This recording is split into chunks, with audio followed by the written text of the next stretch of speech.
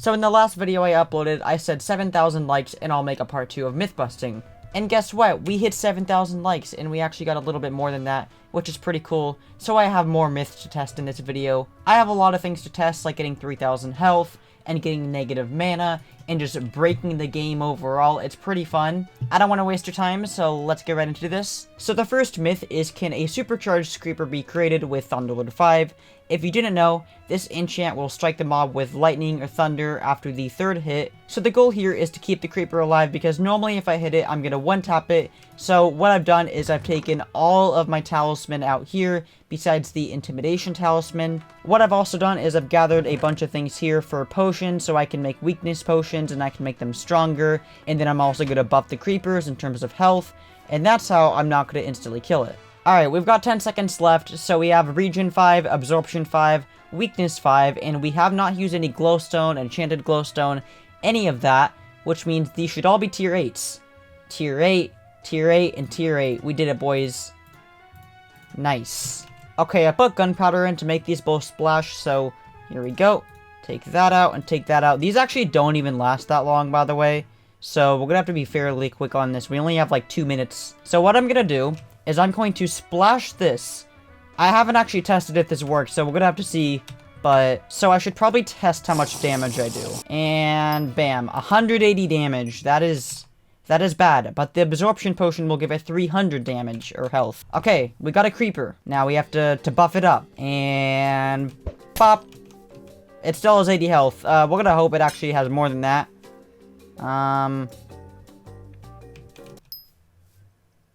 We have a problem. Okay, change of plans. We're going to use a lightning rune and get 2 creepers next to each other. So we have my sword here, and we have a lightning rune here. If you don't know, a lightning rune will strike lightning. So if we get 1 creeper in a room, we hit it, it dies, it strikes lightning. Hopefully, it'll hit another creeper in the room.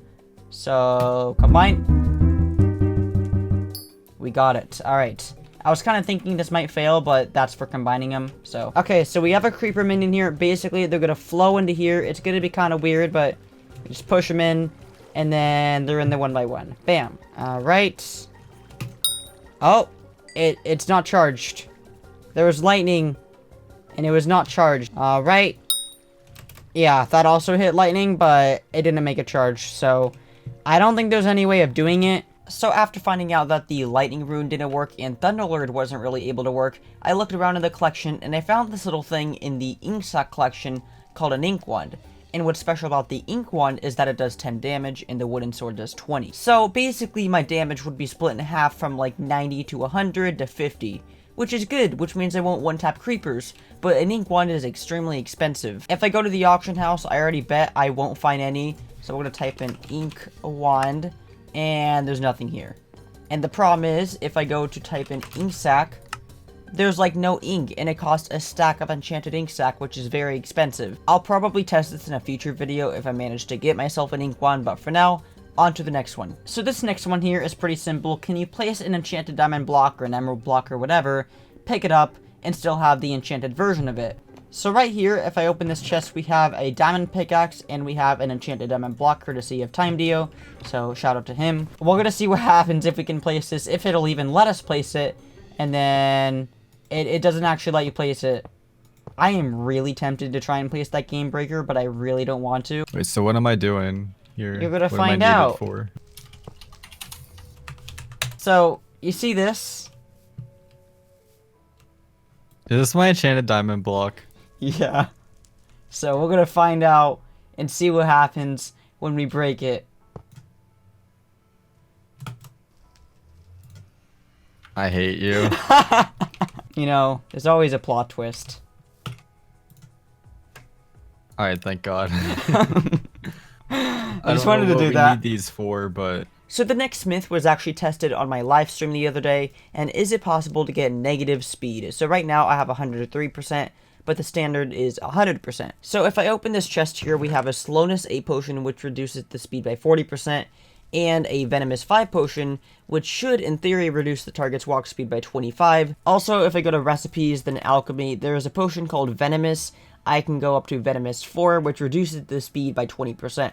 Keep in mind that it says speed. That's also important because on here it doesn't. So let's do the math. We have 100% speed. We minus it by 40. We minus it by 20. That is 40% speed. We take this sword. We reduce the walk speed by 25. That is 15% speed, I think. But unfortunately, there is no way that I know of to get it any lower than that. So the lowest you should be able to get is 15.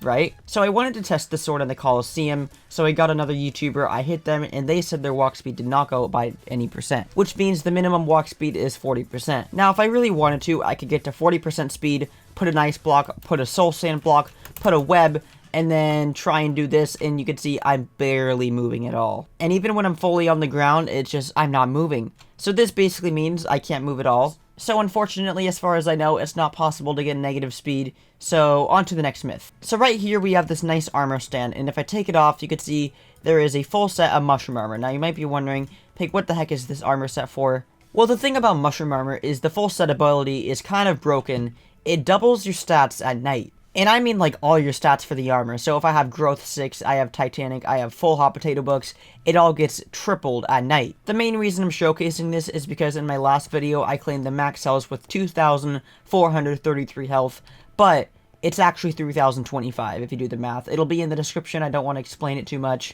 but you can get up to 3,000. The fun part is, this is one of the third tankiest armor sets in the game. For a quick explanation, there's a thing called effective health, which is basically your health if defense doesn't exist. So, your effective health with this set is like 24,000 something, full old dragon armor is 25,000, and perfect armor tier 10 is 28 or 29,000. So this next one is a bit of a fun one. Is it possible to get negative mana or negative intelligence, whatever? So the way we had to do this is we had to get ourselves an Enderman hat. So I did this one on stream, so someone gave me an Enderman helmet, which grants you negative 99 intelligence. So that way, instead of having 100 mana, we would have 1. The next thing I did is I got myself an odd aspect of the end. I just reforged my main one, and you can see it grants negative 18 intelligence. Alright, sir, thank you. Alright, boys, we have a odd aspect of the end and an Enderman mask. Combined, these will give me negative intelligence. If I hold this, it's negative 82, and if I put this on, it's negative 99. We are now at negative 17 intelligence. So if I go here, it's negative 17 out of negative 17. So this is actually something I've been wanting to do for a long time, and I tested this about a month ago. Basically, you fly out, and then you do that, and then you get the right timing, and then you do it again, and you get the point, right? It's pretty simple. So when I tested this about a month ago in my own world, I got to around negative 1700 on the coordinates, so about 2,000 blocks out. You could go more if you had more mana, and you gained like 25 mana every second, because the way you do this is you take crystal armor, you drink mana potions to double that, and then you get a full Wise Dragon set. This actually kind of leads us nicely into our next one, which is, what is the maximum amount of intelligence? So instead of getting negative intelligence or negative mana, we want to get 1,000 intelligence, 2,000, you get the point. If you're just wondering what the max mana is, it's 6,568. This is pretty similar to how we got max health. So basically, you level up your alchemy skill to level 50, and enchanting to level 50. You want to take all your talismans and you want to reforge them, and that will give you another few hundred intelligence. Then you take full Wise Crystal Armor, drink a bunch of mana potions so you double that, and swap over to full Wise Dragon Armor. Hope that made sense. So I feel like this next one is really interesting. Do the same talisman with different reforges stack on effects. So if you didn't know, if you have an Itchy Pig's Foot and you get another Itchy Pig's Foot, the second one won't count. So you don't get 16% crit damage, you only get 8%. So right now, with no talismans in my inventory, I have 58% crit damage. I'm going to reforge this and see what happens. So as you can see here, I now have a strong pig's foot, and if I do this, I still have 58% crit damage. But which one does it prioritize? Itchy or strong? So I can't totally figure out how it prioritizes it, but right now I have 60 strength and 58% crit damage, and the itchy one is here, the strong one's here. If I swap it, 62% crit strength. I couldn't speak here, but you get the point. So this next one is pretty interesting. What is the maximum enchanting level? So here we have 32 oak wood and 32 enchanted paper, some experience bottles. I'm going to take them all out. So if you didn't know, you can actually make these things called enchanted bookshelves, which are pretty easy to craft. Basically, they count as 15 bookshelves and 30 levels. So right here, I have an enchant table, and if I put anything like a wood pickaxe, it's going to give me a level 6 enchant, level 2, you know, the standard.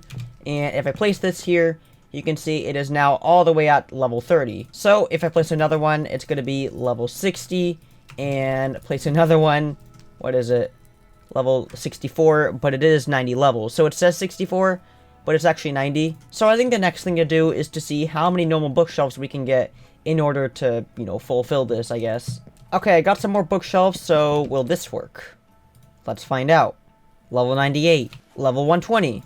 So let's see if we can go any higher. And we can. 122. And this should be the final one to break. It is level 122. That is the max enchant level. But you can see it's giving me telekinesis. And I'm noticing that across all of them. So if I remove this, it's only going to give me telekinesis 120. I'm not really sure why. Okay, so this last one is pretty basic. Can you put a talisman on your head and will it count and give you the effects? So we're going to try it. So right now I have 62 strength and 54% crit damage. And you can see this gives me 4 strength and 4% crit damage. So if I put this on my head, I'm assuming it will not count, but maybe it will. It actually counts. So that is it. We have completed all the myths. And so far we don't have the Mythbuster item that I wanted to get from admin. So maybe in the next Dungeons update they'll add it. I'm not sure. If you guys enjoyed this video by chance and you guys want to see more mythbusting like this, make sure to drop a like and subscribe. It helps out a lot. I'm trying to get 100,000 subscribers by the end of the year, because that'd be pretty cool. Hopefully we can get the Mythbuster item soon, and yeah, I'll see you guys next one. Bye! That doesn't work. Okay.